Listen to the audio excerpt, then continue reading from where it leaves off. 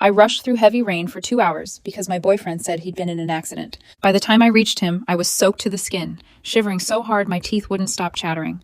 He looked at me, laughed with his friends, and said, "See? She still obeys me like a loyal dog." Back then, I had no idea those words would become the beginning of the end. All I knew was that I'd spent 2 hours believing the man I loved needed me. My name is Emily Carter. I'm 26 years old, and I work as an accountant for a logistics company on the outskirts of the city.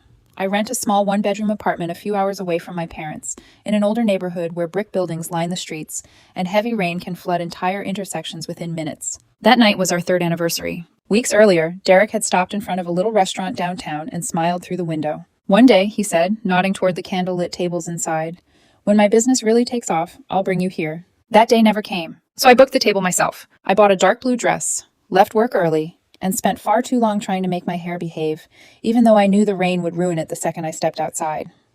It didn't matter to me who paid for dinner. I just wanted us to have one evening that felt like the way we used to be. Derek was 29 and liked introducing himself as a small business owner. Depending on who was asking, he worked in event consulting, marketing, or private networking. The description changed often, but his confidence never did. That confidence was exactly what attracted me in the beginning. We met in a coffee shop after his order came out wrong. Instead of arguing, he somehow turned the mistake into an easy conversation with the cashier that left everyone smiling. When he noticed me watching, he grinned. "You look like someone who doesn't let people waste her time." I laughed, and we started talking. From there, everything seemed effortless. He remembered little things I'd mentioned weeks earlier.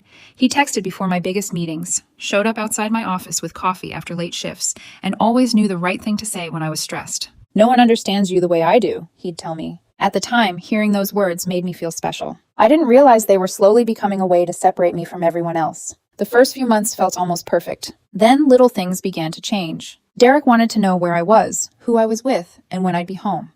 Whenever I questioned it, he'd smile and call it caring. If I didn't reply quickly, another message would appear. Then another. Eventually, my phone would light up with, "I guess you're too busy for me." Even if I was stuck in a meeting, I'd end up apologizing. One weekend, he disappeared for nearly 2 days without answering a single call or text. By Sunday night, I'd convinced myself something terrible had happened. My mind jumped from hospitals to police stations to car accidents. Then he showed up at my apartment like nothing had happened. "Did you miss me?" he asked with a smile. I stared at him. "Where were you?" He leaned against the doorframe, completely relaxed. "That wasn't my question." I let out a shaky breath. "Yes, I missed you. I was worried." His smile spread a little wider. "Good." Looking back, I should have recognized the look on his face that day. He wasn't relieved to see me. He was pleased with himself. I didn't see it. I just stepped forward and hugged him. That became the pattern of our relationship.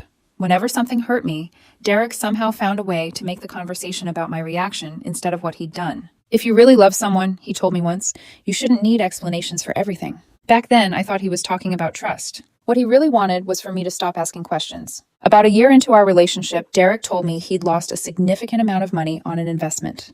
He sat on my couch with his head lowered, rubbing his hands together like someone whose future had just fallen apart.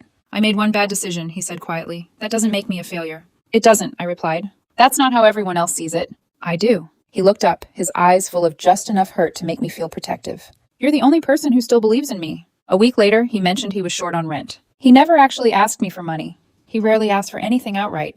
Instead, he'd tell me about a problem and let the silence do the rest until I offered to fix it myself. "I can help this month," I said. He kissed my forehead. "I knew I could count on you." 1 month quietly turned into another. Before I realized it, I'd been helping him for 6 months. I covered part of his rent, picked up groceries, paid for dinners, and transferred money whenever a client supposedly delayed a payment.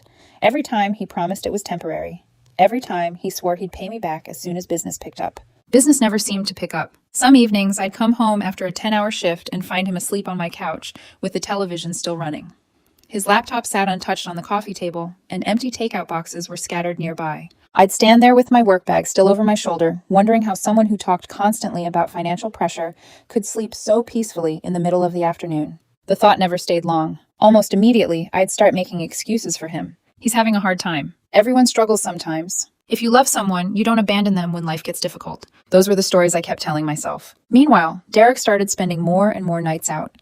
He said he was meeting investors, networking with potential clients, or chasing opportunities that could finally turn things around. Some nights he came home well after midnight. Other times, he didn't come back until the next morning. Whenever I asked where he'd been, his entire demeanor changed. "You always assume the worst." "I'm just asking." "No, you're interrogating me."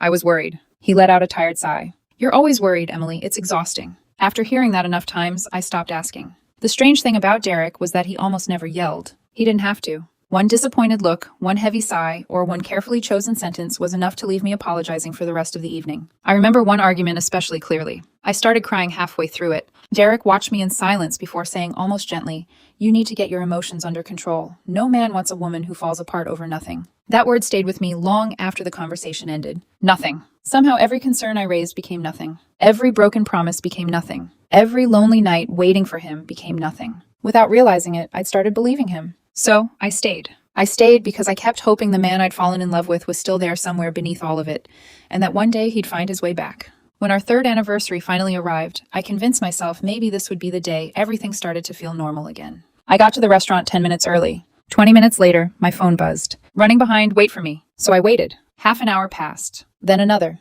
The waiter refilled my water twice before eventually giving up on asking whether I was ready to order. Around me, couples leaned across candlelit tables, talking and laughing while rain streaked down the windows, turning the city outside into a blur of lights. At 9:15, another message from Derek appeared. Almost there. I stayed. By 10 o'clock, the manager came over with an apologetic smile and quietly explained that the kitchen was closing. I paid for the untouched glass of wine, grabbed my bag, and stepped beneath the awning. I was angry, embarrassed, and already rehearsing everything I wanted to say when I finally saw him. Then my phone buzzed again. "Babe, I crashed my car. Please, I need you." Every ounce of frustration disappeared in an instant. I called him immediately. He didn't answer. I tried again. Still nothing. A few seconds later, a location pin appeared on my screen. Looking back, there were 100 questions I should have asked. Why wasn't he calling an ambulance? Where were the police? Why was he texting instead of speaking? None of those thoughts crossed my mind. I just ran. A taxi managed to get me halfway before floodwater brought traffic to a standstill. "I can't take you any farther," the driver said apologetically. "The road's completely underwater." I threw some cash onto the seat and kept going on foot. Within minutes, water had soaked through my shoes. My dress clung to my legs, my hair stuck to my face, and every icy gust cut straight through my clothes. None of it mattered. The entire time, I pictured Derek trapped inside a wrecked car, hurt and waiting for someone to find him. By the time I reached the location he'd sent, nearly 2 hours had passed. I slowed to catch my breath and looked around, expecting flashing police lights, twisted metal, or at least a crowd gathered around an accident. There was nothing, just a cafe glowing beneath a bright neon sign. Then I spotted him. Derek stood comfortably under the awning, completely dry, a drink in one hand, and 4 friends gathered around him. They were laughing about something, completely at ease. My feet stopped moving. For a split second, I convinced myself I'd misunderstood. Maybe he'd already been checked by paramedics. Maybe the accident had happened somewhere else. Then he turned, saw me standing in the rain, and smiled. "You came." I could barely catch my breath. "You said you crashed your car." One of the men beside him bit back a laugh. Derek glanced toward his friends before looking at me again, amusement still written across his face. "I just wanted to see if you'd actually come." The man beside him reached into his wallet, pulled out a $20 bill, and slapped it into Derek's hand with a grin. "Told you," he said. "You win." The man tucked the $20 bill into Derek's hand with a grin, like he'd just settled an ordinary bet. Laughter broke out around them. I stood in the middle of the rain, too stunned to move. Water ran down my face, but I barely noticed. All I could hear was the sound of them laughing. Derek slipped the bill into his jacket pocket and looked back at me with an almost satisfied expression. "I told you," he said, glancing around at his friends. "She'd come." One of the women let out an uneasy laugh. "I honestly didn't think she'd run all the way here." A man beside her shook his head. "I figured she'd catch on." Derek gave a small shrug. "I knew she wouldn't." Then he looked straight at me. "If I call, she comes." I swallowed hard. "You said you were hurt." "I know." "You told me you crashed your car." "I know. So why would you—" He spread his hands as if the answer were obvious. "I'm standing here, aren't I?" I couldn't make sense of what I was hearing. My eyes searched the street behind him, still expecting to find something that explained all of this. A wrecked car, flashing lights, an ambulance. Anything. There was nothing. Just a dry sidewalk beneath the cafe awning, and 5 people watching me like I was the evening's entertainment. My voice barely came out. "Why?" Derek smiled. "It was a test." "A test?" "I wanted to see if you'd really drop everything for me." One of the guys laughed. "Dude, you already knew the answer." "I did," Derek said, holding up the folded $20 bill. "They didn't." Another wave of laughter rolled through the group. Only the woman stayed quiet. She shifted uncomfortably and said under her breath, "Okay, I think that's enough." Derek acted like he hadn't heard her. He stepped closer, still smiling. "You should have seen yourself running over here. I thought you were dying." "I know. You made me believe something terrible had happened." He tilted his head, completely unfazed. "But you came." He said it as though that was the only part that mattered, as though my fear had simply proved what he already wanted to believe. I kept staring at him, waiting for the joke to end. Waiting for him to admit he'd taken it too far. waiting for even the smallest sign that he felt ashamed. Nothing came. Instead, he turned back toward his friends and pointed at me. "See," he called out. "I told you she'd obey me." The smile on his face grew even wider. "She's like a loyal little dog." The words landed harder than the rain. For a second, nobody reacted. Even a couple of his friends looked uncertain, as if they suddenly realized they'd crossed a line they couldn't laugh their way back from. Then someone chuckled. Another joined in. Within moments, the whole group was laughing again. Everyone except the woman. She wouldn't even look at me. When our eyes finally met, she looked away almost immediately. She didn't say a word, but the embarrassment on her face told me she knew exactly how cruel this had become. Derek noticed I still hadn't responded. "Oh, come on." His voice carried the same familiar mix of amusement and impatience. "It was just a joke." That word again. Joke. It was always a joke whenever he crossed a line. Every time Derek crossed a line, he hid behind the same excuse. It was a joke. That was his answer for everything. The cruel comments. The broken promises. The nights he left me waiting. If I was hurt, the problem was never what he'd done. It was that I couldn't take a joke. Standing there in the rain, another memory came rushing back. About 8 months earlier, Derek had asked if we could spend a quiet evening together. I spent nearly 3 hours cooking his favorite pasta from scratch. I lit candles, picked up dessert on my way home from work, and actually looked forward to the night. At 7, he texted, "Running late." An hour later came another message. "Meeting isn't over yet." By 9 o'clock, he'd stopped replying altogether. He finally walked through my apartment door sometime after midnight, smelling of expensive whiskey instead of office coffee. "I'm sorry," he said as he loosened his jacket. "We lost track of time." I looked at him. "Who is we?" "My clients." "You couldn't send one text?" "I did." It came hours later. He let out a long sigh, as if I'd become the difficult one. "You always ruin the mood?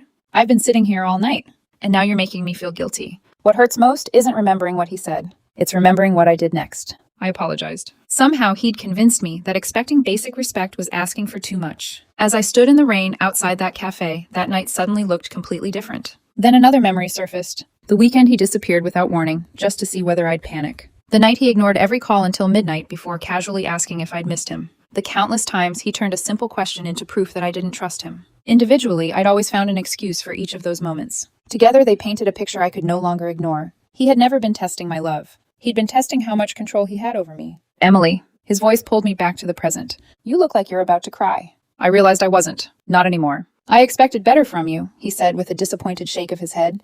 "If you're going to be with me, you need to learn how to take a joke." One of the men laughed. "She's so serious." Derek smiled without taking his eyes off me. "That's why I don't bring her around very often." That stung even more than being called a dog. Until then, I'd assumed his friends barely knew me because he was always busy. The truth was much simpler. He'd kept me away on purpose. That way, they only knew the version of me he'd created, the clingy girlfriend, the emotional one, the woman who worried too much and couldn't laugh at a joke. He'd introduced them to that version long before I'd ever had the chance to introduce myself. Derek folded his arms. "So?" I frowned. "So what?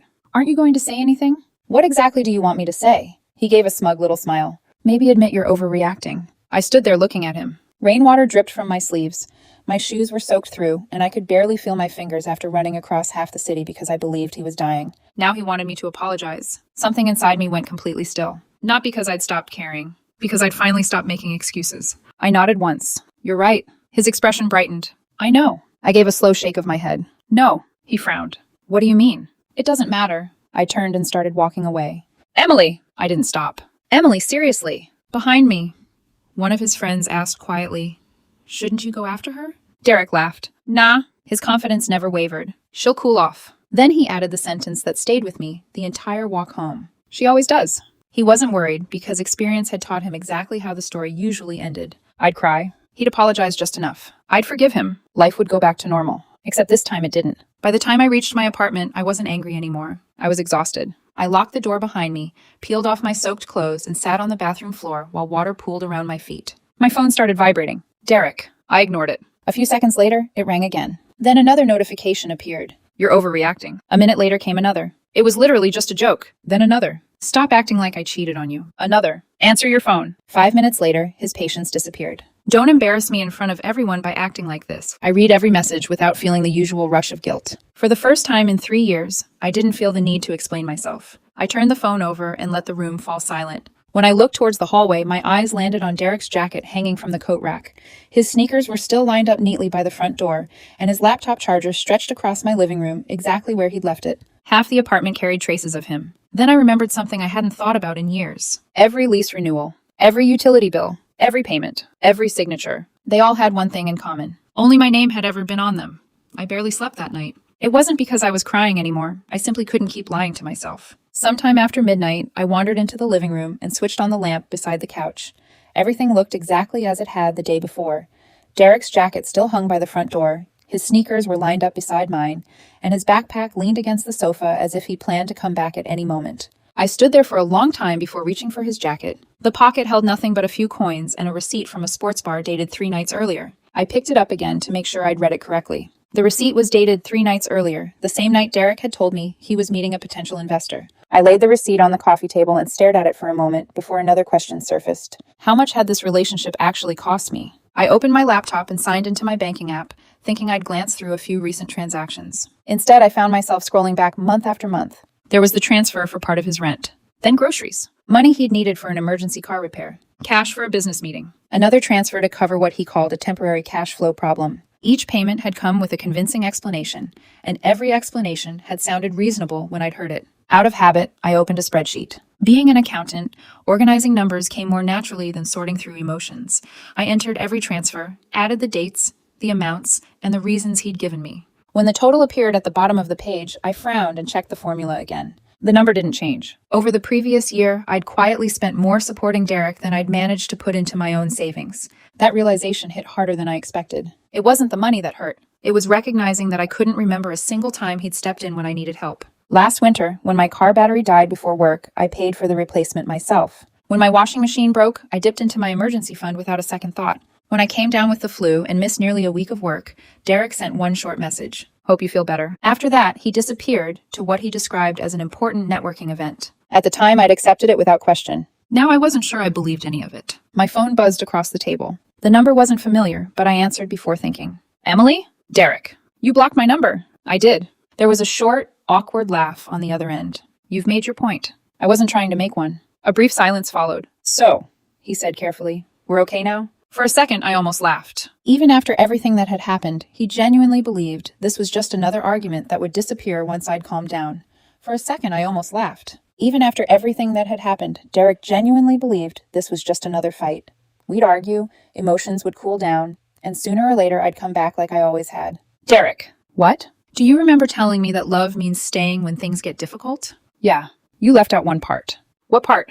It only works if both people stay. He went quiet for a beat before letting out an impatient sigh. Oh my God. You're still hung up on last night. I rubbed my forehead. You told your friends I was your dog. It was a figure of speech. You made me believe you were dying. It wasn't that serious. I ran across half the city in a storm. I never told you to run. The words hit harder than he probably intended. He was technically right. He hadn't told me to run. He'd only lied about being in danger because he knew exactly how I'd respond. Emily? What? Can you please stop being so dramatic? I hung up. Within seconds, another call came through from a different number. Then another. I switched my phone off completely. The apartment fell quiet again, but this time the silence felt like relief instead of loneliness. I slept for maybe 2 hours before the morning light woke me. The storm had moved on, leaving the streets outside looking freshly washed. Everything seemed calm again, yet I felt more exhausted than I ever had. The first thing I did was make coffee. The second was call someone I hadn't spoken to in months. Rachel Monroe. She answered on the second ring. Emily? There was surprise in her voice, followed almost immediately by concern. Are you okay? 3 simple words. That was all it took for my throat to tighten. She didn't ask what I'd done. She didn't ask whether I'd overreacted. She only wanted to know if I was okay. I'm sorry, I whispered. For what? For disappearing. Rachel was quiet for a moment. You don't owe me an apology. I should have listened to you. She knew exactly who I was talking about. I never wanted to be right, she said softly. Less than half an hour later, she knocked on my door, carrying 2 coffees and a paper bag of muffins. She hugged me before asking a single question. I hadn't realized how desperately I'd needed someone to hold me without expecting anything in return. We settled at the kitchen table and I told her everything. The fake accident, the $20 bet, the laughter, and the way Derek had looked at me while calling me his loyal dog. Rachel listened without interrupting. When I finished, she leaned back in her chair and let out a slow breath. I always thought he was manipulating you. I didn't. I know. I kept making excuses for him. That's exactly what people like him count on. She reached across the table and rested her hand over mine. Let me ask you something. I nodded. If your little sister told you this exact story, what would you tell her to do? The answer came so quickly it surprised me. I'd tell her to leave. Rachel squeezed my hand. So why do you deserve any less? I couldn't answer. Not because I disagreed. Because admitting she was right meant admitting I'd spent 3 years trying to save a relationship that had been slipping away long before I noticed. Rachel seemed to understand without me saying a word. You didn't waste 3 years. It feels like I did. She shook her head. No. You survived 3 years. There was a difference, and for the first time I could actually see it. After breakfast, she walked through the apartment with me. Her eyes landed on Derek's things. Does he legally live here? No. Is his name on the lease? No. The utility bills? No. The internet account? No. She looked back at me. So whose apartment is this? I gave a tired laugh. Mine. You don't sound very convinced. She wasn't wrong. For months, Derek had acted as though the apartment belonged to him. He criticized the furniture I'd chosen, complained about the neighborhood, and invited people over without asking me first. But every lease renewal, every utility bill, and every payment had always come addressed to me. Rachel opened the drawer beneath the television. Where do you keep your paperwork? I handed her the folder. She flipped straight to the lease agreement and turned it toward me. Only one name appeared on the signature page. Emily Carter. No co-tenant. No authorized occupant. No mention of Derek anywhere. Rachel smiled. Good. I looked at her. Why?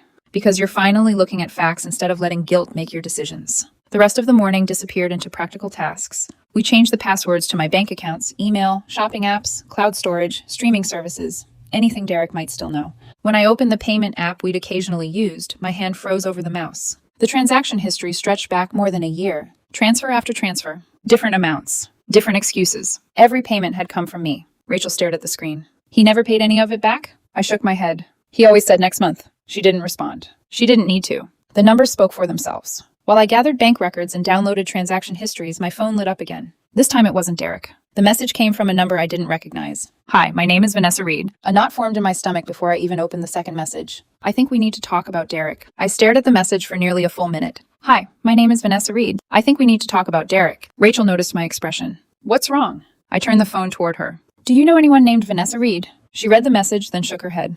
No, neither did I. At least I didn't think I did. My fingers hesitated over the keyboard before I finally typed back. Who is this? The reply came almost instantly. I'm someone Derek has been seeing. I read the sentence again. Then again. Seeing. Not working with. Not related to. Seeing. Rachel quietly slid my coffee mug away before I knocked it over. You don't have to answer right now. I do. Another message appeared. I didn't know about you until last night. Can we meet somewhere public? I read it several times. 2 days earlier, I would have assumed it was a lie.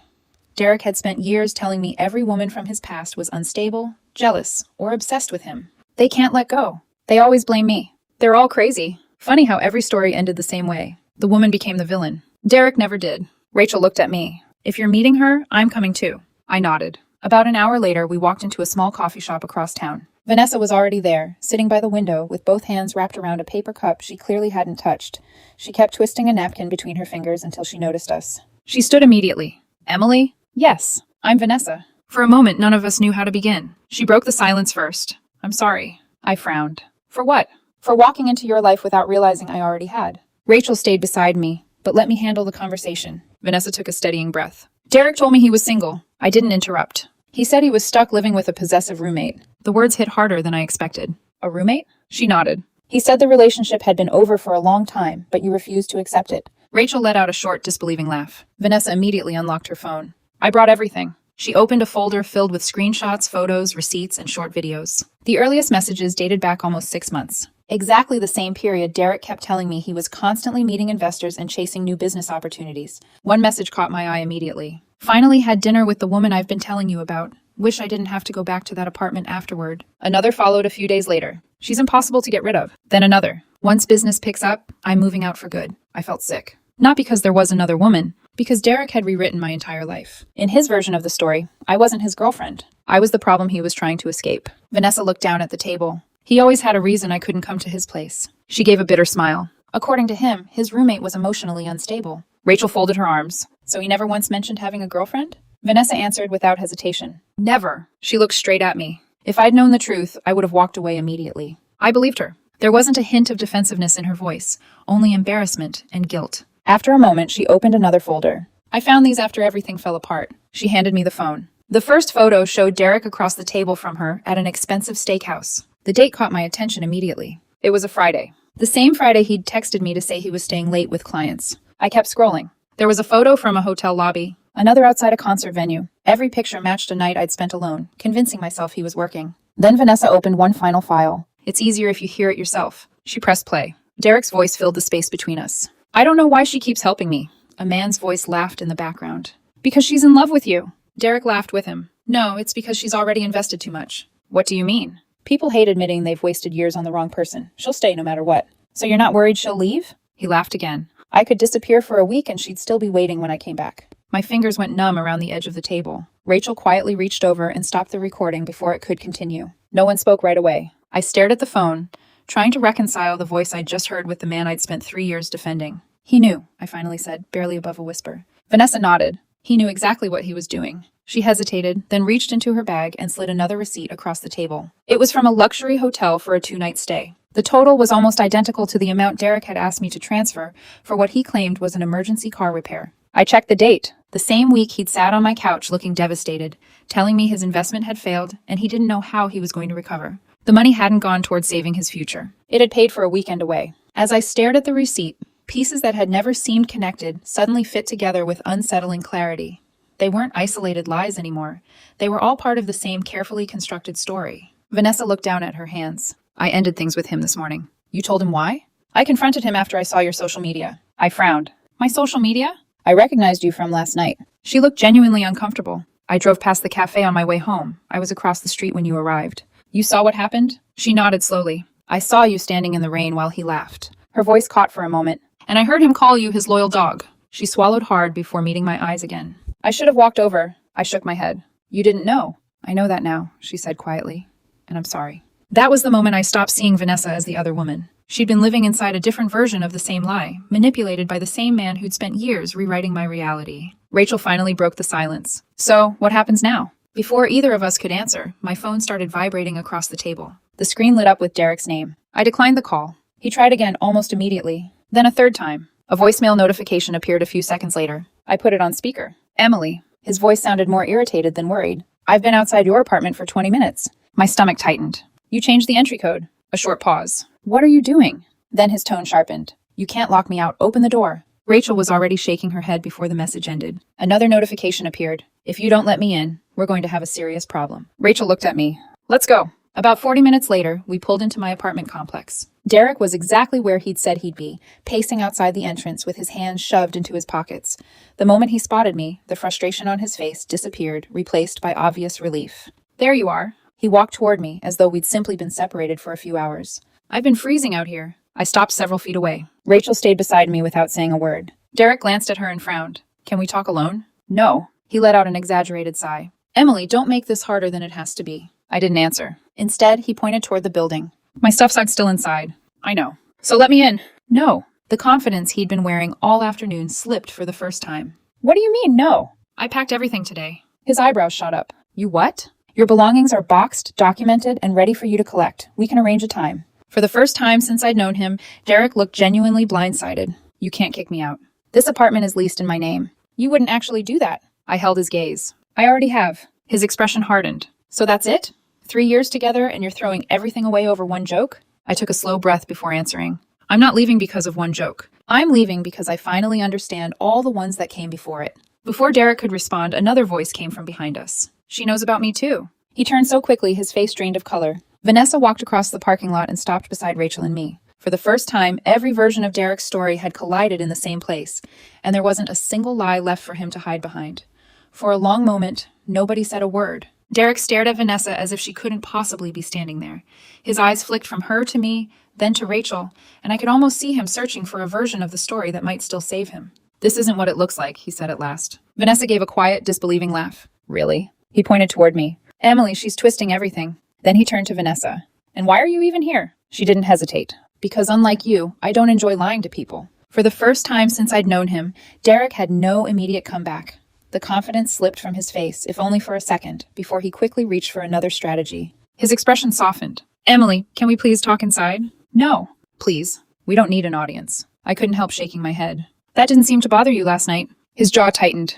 That was different. No, Derek, it wasn't. He glanced around the parking lot and lowered his voice. You're embarrassing me. I almost laughed. 3 years earlier, that sentence would have filled me with guilt. Now it barely registered. You embarrassed yourself. His eyes shifted toward Rachel. So this is your influence? Rachel looked genuinely confused. My influence? You've always hated me. She shrugged. I barely knew you well enough to hate you. You turned her against me. I finally stepped in. No, Derek. You managed that all by yourself. For a moment, he looked trapped. Then, just as he'd done countless times before, he changed tactics. His shoulders sagged, his voice softened, and he looked at me with practiced regret. I'm sorry. No one answered. It was a stupid joke. Still nothing. I've already admitted that. I met his eyes. No, he frowned. What do you mean? You admitted it was a joke. I held his gaze without raising my voice. You've never admitted it was cruel. His mouth opened, but nothing came out. Finally, he muttered. I was angry. You laughed while I thought you were dying. His eyes dropped. I know. You took money from your friends for humiliating me. Another pause. I know. You called me your dog.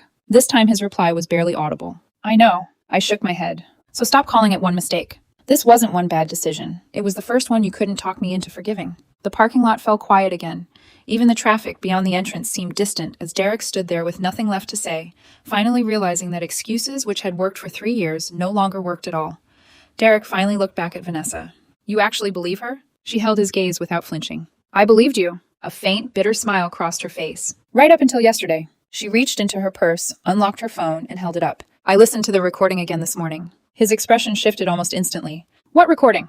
The one where you called Emily an ATM and said she'd never leave because she'd already invested too much. His shoulders went rigid. I never said that. Without another word, Vanessa pressed play. Derek's voice filled the parking lot. I don't know why she keeps helping me. Someone laughed in the background. Because she's in love with you. No, it's because she's already invested too much. Vanessa stopped the recording before it continued. Derek rubbed the back of his neck and let out an uneasy breath. I was just venting. Rachel looked at him in disbelief. So calling the woman who's been paying your rent an ATM was your idea of blowing off steam? He ignored the question and turned back to me instead. I was under a lot of pressure. I know. My business was falling apart. I know. I wasn't thinking straight. I nodded slowly. I know all of that. He blinked, clearly surprised. You do? I know your business struggled. I know you were scared. I know you were overwhelmed. I paused before finishing. And I stayed anyway. I helped with your rent, bought groceries when you couldn't afford them, covered emergencies you promised to repay, and defended you every time someone questioned you. I believed every promise you made. My voice stayed calm. I already did everything someone who loved you could reasonably do. The relief that had briefly appeared on his face disappeared. So, this is really it? Yes. You don't just throw away 3 years. I looked at him steadily. I didn't. You did. He stared at me as though I'd slapped him. A second later, frustration took over. So now you're perfect? I never said that. You've never made mistakes? More than I can count. Then why do I have to keep paying for mine? I shook my head. You're not paying for one mistake. This is the result of every choice you kept making after the first one. I didn't need to list them. The fake accident. The lies. The money. Vanessa. Every time he'd twisted my concern into guilt. Every time he'd convinced me that respect was something I had to earn. None of it had happened by accident. Before he could respond, his phone started ringing. He glanced at the screen and declined the call. Less than a minute later, it rang again. Then again. Vanessa noticed the caller ID before I did. That's your landlord, isn't it? Derek froze. She turned to me. He told me last month he was already behind on rent. I looked back at Derek. You weren't paying? He avoided my eyes. I was catching up. Vanessa quietly shook her head. That's not what he told me. He said he was borrowing money from a friend. Rachel asked the obvious question. Was that friend Emily? Nobody answered. Nobody had to. For the first time, I stopped seeing Derek as the confident, charming man I'd fallen in love with. He was simply someone who'd spent years convincing other people to carry responsibilities he refused to carry himself. He took a step toward me. Emily? Rachel instinctively moved between us. I just need 5 minutes. No, please. I don't have anywhere else to go. Once hearing that would have shattered me. Now it only made me sad. You should have thought about that before you turned my love into a joke. His face tightened. So you really don't care what happens to me? I do. That answer caught all 3 of us off guard. I hope you get your life together. I honestly do. But you're going to have to do it without me. For a moment, he looked as though he might break down. Instead, his expression hardened. So that's it? I lose everything? I met his eyes. No. You lost everything yesterday. Today is just the first day you've had to live with it. He drew in a sharp breath. This isn't over. It is for me. Rachel unlocked the entrance, and the 3 of us walked inside together. Just before the security door closed, Derek shouted after me. No one else is ever going to love you like I did. I stopped but didn't turn around. That's exactly what I'm hoping for. The heavy door closed with a metallic click, leaving Derek alone on the other side. For the first time in 3 years, he was the one watching someone walk away. The security door closed behind us with a heavy metallic click. I stood in the lobby for a moment, staring at the floor until Rachel rested a hand on my shoulder. You okay? I let out a slow breath. I think so. She studied my face for a second. You don't sound sure. I'm not. I don't even know what I'm supposed to feel right now. You don't have to figure that out today, she said gently. We rode the elevator upstairs without saying much. When I unlocked my apartment, the place felt different. Not because anything had changed. Because, for the first time in a long while, it actually felt like my home again. Rachel helped me bring the last 2 boxes into the hallway. They held the few things Derek still hadn't collected. Old photo albums, a toolbox, winter clothes, and a pair of expensive dress shoes he'd barely worn. Before sealing them, we photographed everything one last time and matched each box to the inventory list Rachel had prepared. She looked over the paperwork and nodded. If he ever claims you threw something away or damaged it, you've got proof. 3 years earlier, I would have been worried about protecting Derek. Now I was finally protecting myself. That evening, I sent him one last message. Your belongings have been packed, documented, and will be available for pickup on Saturday at 1 p.m. Rachel will be present. From this point forward, please contact me only by text regarding your property. I read it once, made sure there wasn't a trace of anger in it, and hit send. The phone rang almost immediately. Derek. I declined the call. He tried again. I declined that one too. Then the text messages started arriving. Please don't do this. Let's just talk. You're acting out of emotion. A minute later, another appeared. You're really throwing away 3 years? Then, almost as if he'd decided to try a different approach, another message popped onto the screen. I'm sorry. 5 minutes later, another message arrived. Answer me. An hour after that came another. Emily, I have nowhere to stay tonight. As the evening wore on, desperation slowly gave way to blame. You're ruining my life. After everything I've done for you, I actually laughed. Not because it was funny, but because I finally heard those words for what they really were. Even now, he still believed he was the victim. The next morning, my phone lit up before I even got out of bed. Overnight, he'd left 50 missed calls, 34 texts, 9 voicemails, and even 3 emails. He'd spent the entire night trying to reach me. A month earlier, seeing numbers like that would have sent me into a panic. I would have convinced myself something terrible had happened and called him back immediately. Instead, I left the phone where it was, made coffee, ate breakfast, and only then sat by the window to read what he'd sent. The messages told the same story in different tones. At first, he sounded desperate. I can't sleep. I made a mistake. I'll never do anything like that again. Then came the promises. I'll pay you back. We can start over. I'll go to therapy. By afternoon, the anger returned. You've always been too emotional. Rachel's turned you against me. You owe me one conversation. Late that night, the messages softened again. Please, I miss you. I love you. I deleted every one of them without replying. Not because I hated him, because I'd finally accepted something that my therapist would later put into words. Closure doesn't come from hearing one more apology.